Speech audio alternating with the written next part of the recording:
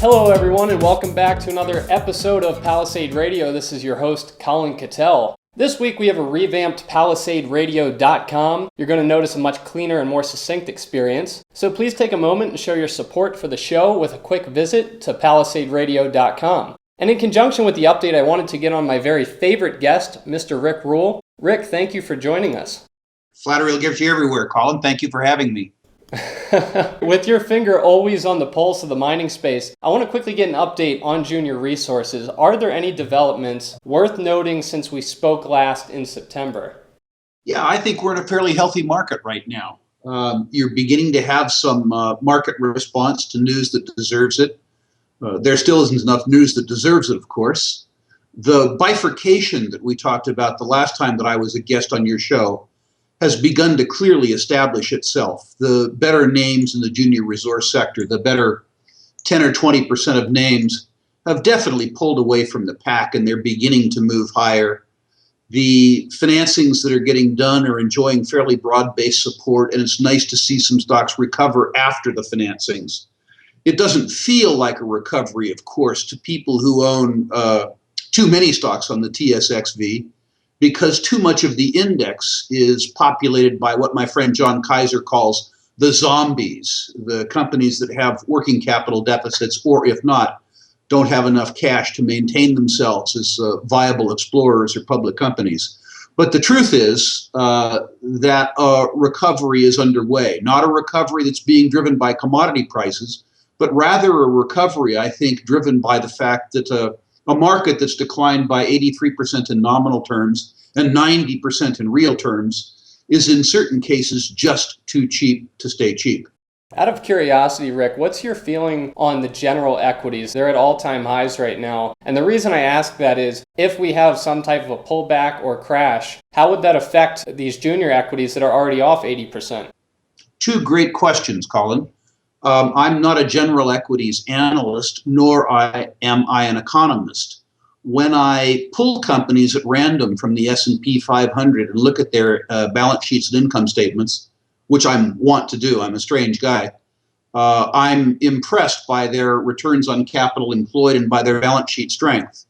Corporate America learned a lesson from 2008, something that the government and many consumers didn't.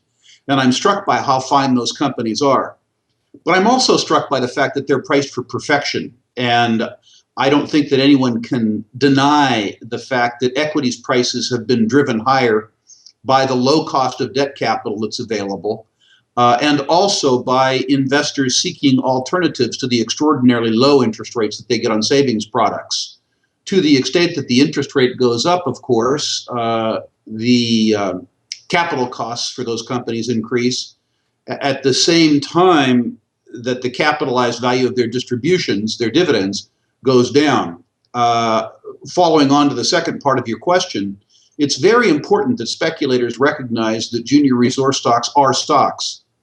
And the first response to a situation, particularly liquidity-driven situation, where you have simultaneous declines in many sectors, will be for the most marginal sectors, the most distal sectors to the market's core, to react negatively, which is a long way of saying, yes, junior stocks will fall further.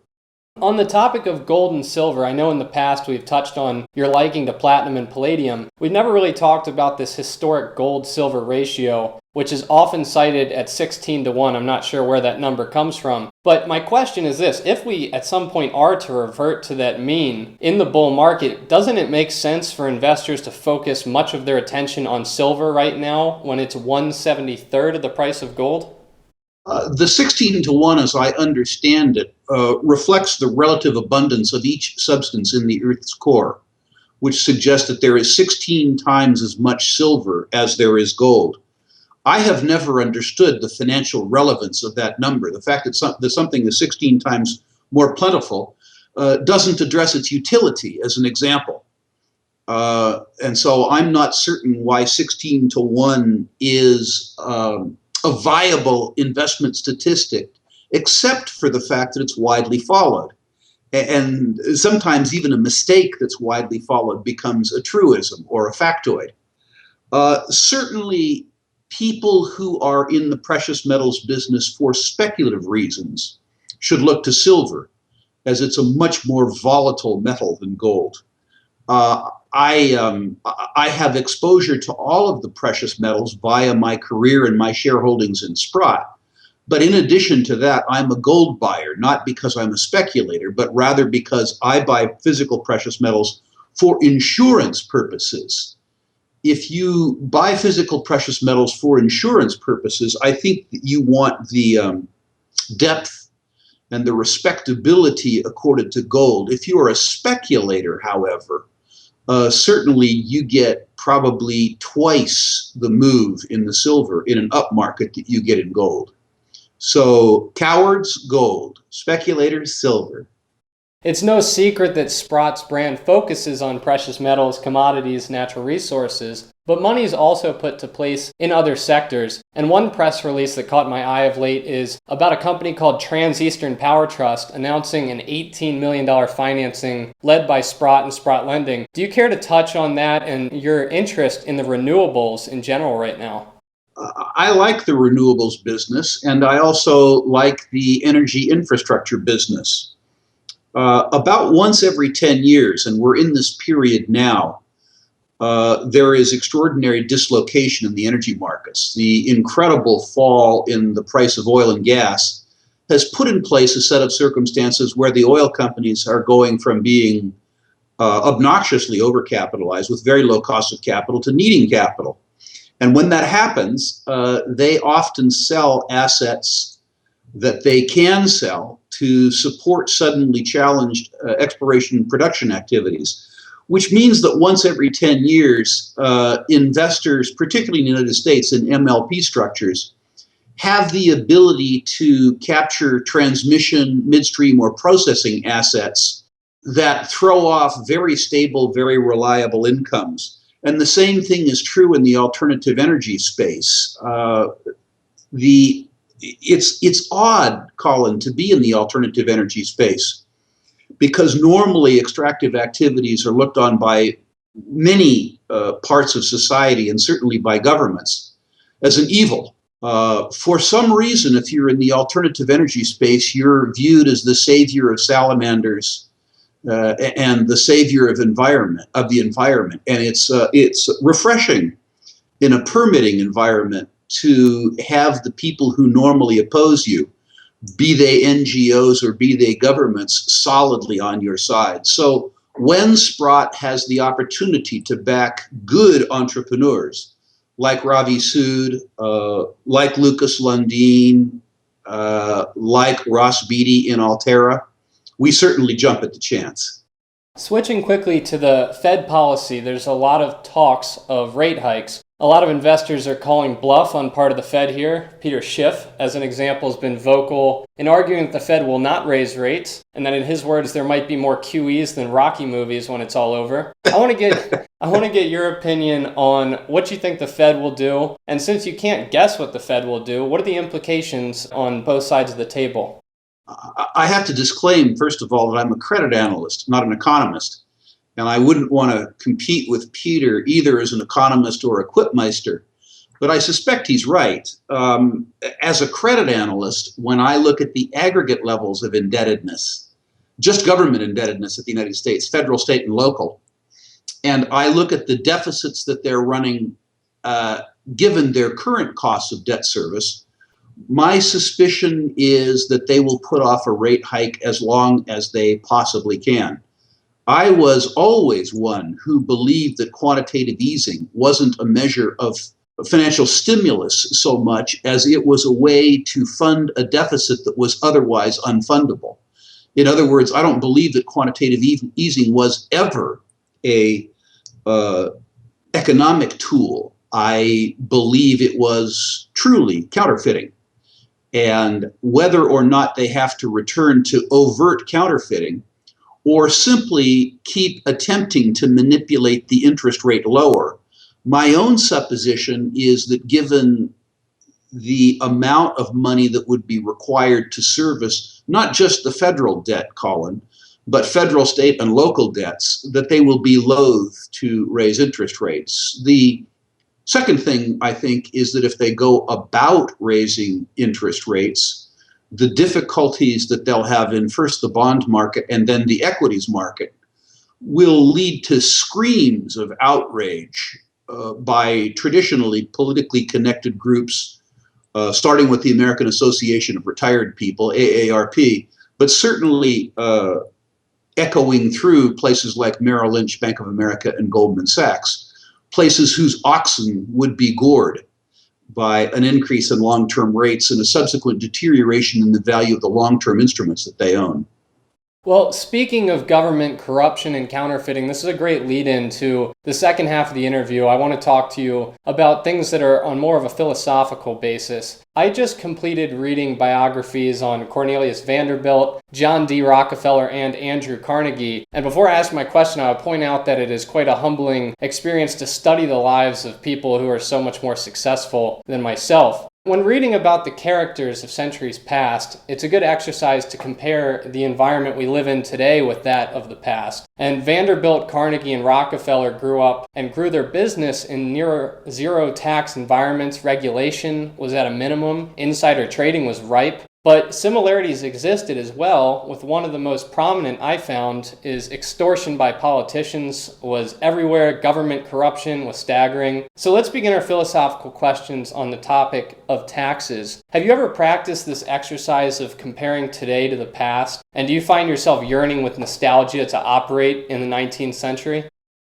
In some senses, yes. But in order to compete with the Rockefellers and the Vanderbilts and places like that, you have to be a very accomplished fascist.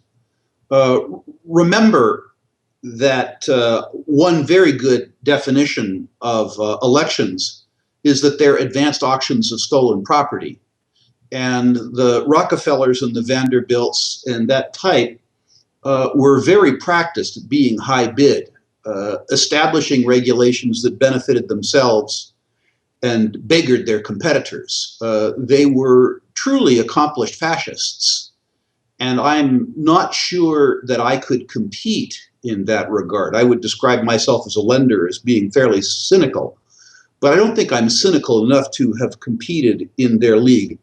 The other thing is, I think that despite the government, and I really mean despite the government, that we live in the easiest time in history to make a fortune. Maybe not a fortune in the way that the Rockefellers did, but if you look at the young guys who started Apple, or the young people who started Microsoft, or the young people who started Facebook, truly, while this isn't a leveraged brick and mortar era, this is a time when the market that you have access to isn't measured by the market that you can ship to by choo-choo train. And despite the government's efforts to steal from the minority, that is the productive elements of society, and give to the voters the non-productive elements of society, in other words, despite the government's willingness to penalize good deeds and reward sloth and lethargy, the greatest bull market in human history is the ascent of mankind. And we live in a period now where, because of communications and because of globalization, that the potential pool of productive human beings is 7 billion people, which is astonishing. My friend Doug Casey has pointed out that half the scientists that have been alive in the history of mankind are alive today. And simply being part of this tremendous outburst of creativity suggests to me that we will still be able to create wealth faster than the government can destroy it. A monumental challenge, but I think we're up to it. I'm actually going to skip around a bit here because you mentioned Doug Casey, and he's part of one of my questions. I respect him immensely for his frank honesty and no-nonsense approach. He's very adamant in his opposition to systemized mass-scale charity. And interestingly enough, this is a dilemma that John D. Rockefeller faced that I found in his biography. Ultimately, he decided to set up the Rockefeller Foundation, and one can argue the merits and the takeaways from doing that. But I want to get your position on this because it seems as a wealthy person, you have two options. And one is to give the money away to family members or to your children, and the other option is to give it all away to charity. And neither of them seem to be very good options. So what's your thought? I agree with you completely, but I'm choosing door B. Doug and I have had this discussion at length for 20 years, and he makes some very good points. His first point has always been that generally people who have become rich have already indirectly contributed to a charity. They have provided a good or a service that had enough utility to others that people transferred their own utility in the form of money in return for the good or service. So as an example, Bill Gates doesn't need to be further philanthropic because he built Microsoft, which, whether or not you like the software, the world runs on. His second point is that philanthropy is usually demeaning to the recipient. And his third point is that too many philanthropists do it out of a sense of guilt. And all three of those points are correct, but I do it anyway. I wish that the social problems that I choose to deal with in my philosophical realm were attacked by for-profit entities, that is, sustainable entities. But the truth is that many of the problems that I would like to see addressed are not being addressed by for-profit entities. And that being the case, I am reasonably active in philanthropy and am in fact setting up a family philanthropy similar in structure, although sadly not in scale, to the Rockefeller Foundation. My own causes will be different. One of the things that I am doing that I think will amuse Doug Casey greatly is that while Doug feels very bad about the idea of stealing money from people in your generation to give it to people in my generation in the form of Social Security, in 3 years at age 65, I will take Social Security, and I will take it and sign over my checks every month to free market anti-government institutions. And I'll publish the fact that I'm doing this so that I hope, in addition to getting a philanthropic benefit, that I get a propaganda benefit. And I think even Doug would forgive me that transgression. That's great. And I particularly like point 3, which was that philanthropists often give out of a sense of guilt. You might be suggesting that the reason Bill Gates is giving his entire fortune away is for implementing and creating the worst software on the planet that we now all run off of. Your familiarity with software is enough greater than mine that you are more disadvantaged by Microsoft than I. I want to touch on frugality as another topic. Once again, I'm going to go back to John Rockefeller, and he was very frugal from the day he was born until the day he died. In fact, on the golf course, there's a story that around water holes, he insisted they switch to old golf balls and marveled at profligate players who used new balls in treacherous places. Quite a funny story for the richest person on earth. In your life, how have you balanced frugality with enjoying the fruits of your labor? And the biggest question I have is, do you find frugality markedly more important during the period of your life when you're acquiring wealth than once a person is already wealthy? I think, to answer the questions backwards, that frugality is necessary early in one's career. You become a capitalist by having some capital to deploy. I remember very well, as a young, poor immigrant to Canada, hitchhiking to university to avoid paying 25 cents to take the bus. What happens as a consequence of the frugality that one develops early in one's career out of necessity is that you develop habits that don't change well. Mercifully, neither my wife nor I have very many material wants. Most of the amusement that we seek can be provided for in activities like hiking or reading. And so the need that we would have for the sort of material trappings that rich folks sometimes affect is minimal. I also find the sort of ostentatious consumption that some rich people indulge in personally to be, aesthetically displeasing. And I wouldn't want to confuse myself for a sort of a Kardashian or something like that. I realize that if the video was on, it would be obvious that I'm not a Kardashian, of course. But I wouldn't want to be confused with one of these people whose status was associated with overpriced rotten grapes in the form of vintage wine or, Ferraris or all those types of things. Sticking once again with the theme of the biographies I've read, Vanderbilt was particularly fascinating to me, and he held a strong maxim that went, "There are no friends in business." And this is not to say Vanderbilt valued money over friendship, but rather he viewed the two as not congruous with one another. And Rick, in your business adventures, do you keep friends and business separate, or have they complemented each other in such a way that you're able to move forward on a basis of business with friends? My experience has been the very antithesis of what Mr. Vanderbilt suggests. The best business I have done has been with people whom I have known and loved for 30 years. And most of my friends are as a consequence of my business. The cost of doing business with someone who you know and trust, and someone to whom you expect to derive value from by delivering value to, the transaction costs are very low. Let me give you an example. In 1990, I believe, I was interested in the silver market because silver was priced at about $3 an ounce and wasn't sustainable at that price. And I convinced a young toiling geologist at that point in time named Bob Quartermain to go into the silver acquisition strategy with something called Silver Standard. The first financing negotiation that Bob Quartermain and I did probably consumed 14 hours of due diligence and really combat. And after we got to know each other in the consequence of his deploying the capital that we had raised for that vehicle, we did 6 subsequent financings that probably consumed a total of 30 minutes of negotiation for 6 subsequent financings.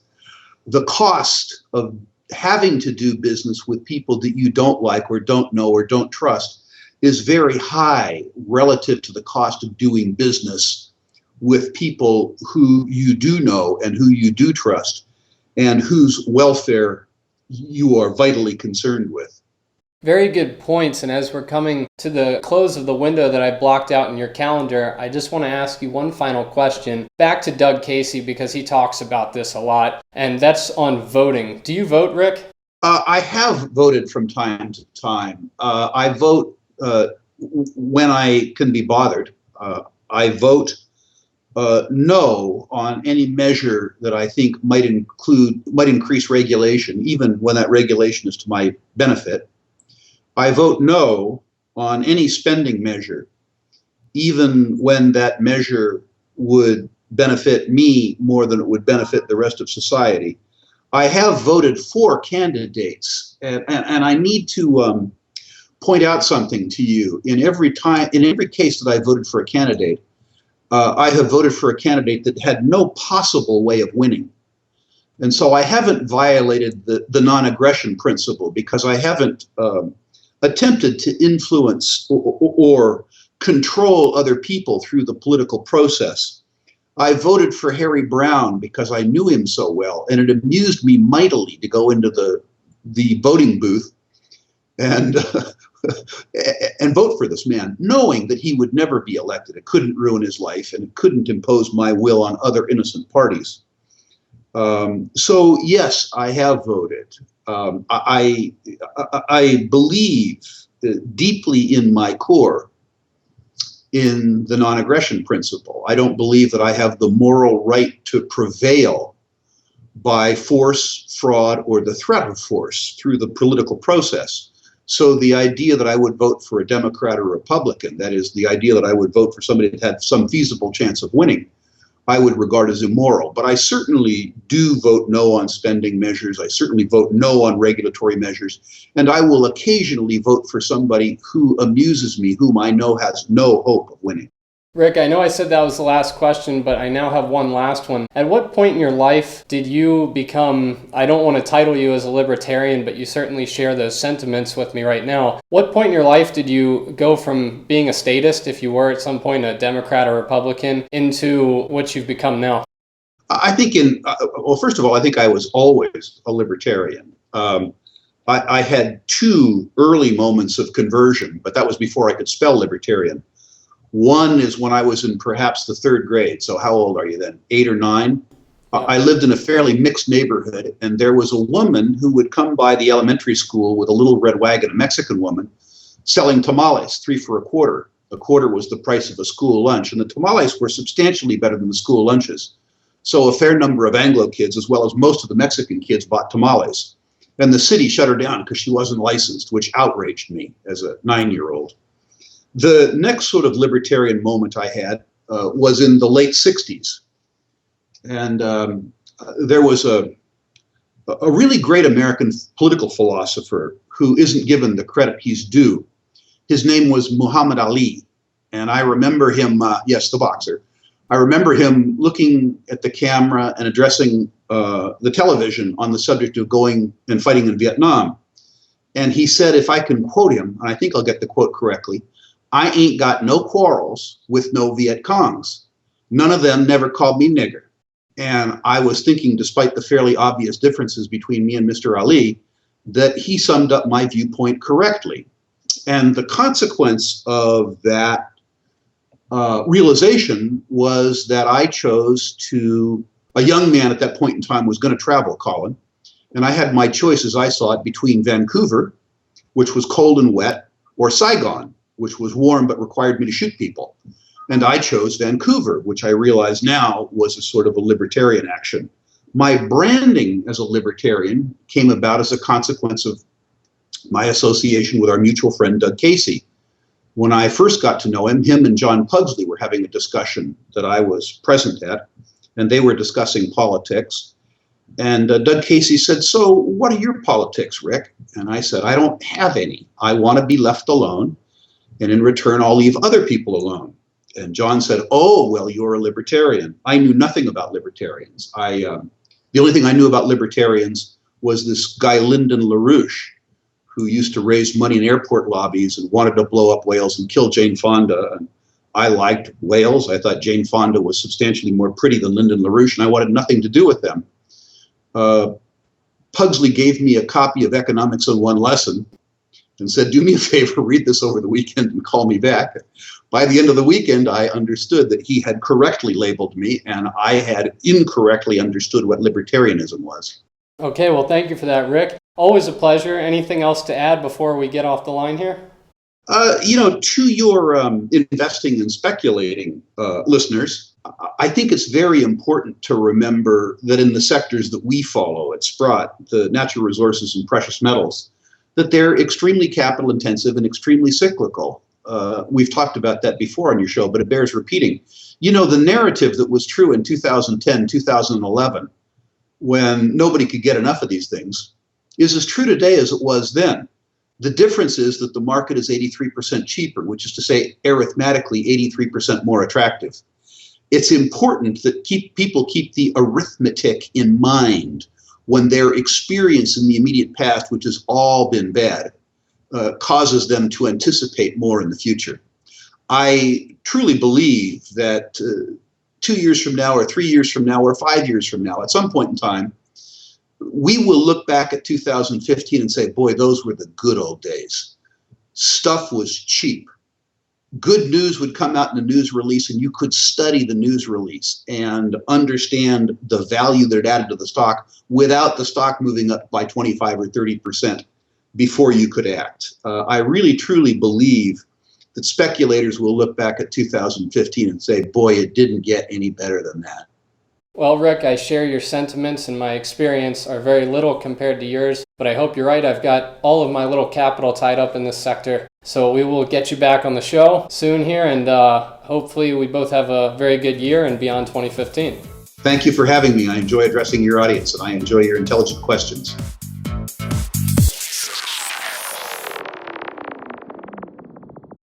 Think you understand the junior mining sector, and you think that the participants in the mining sector, junior mining sector, are good people and kind people, hit the bid. And the world is always going to need raw materials. It's going to need copper and gold and nickel and so forth. Totally destabilized. Hey, Troll, did you hear what's going on in Yemen, or are you too stupid?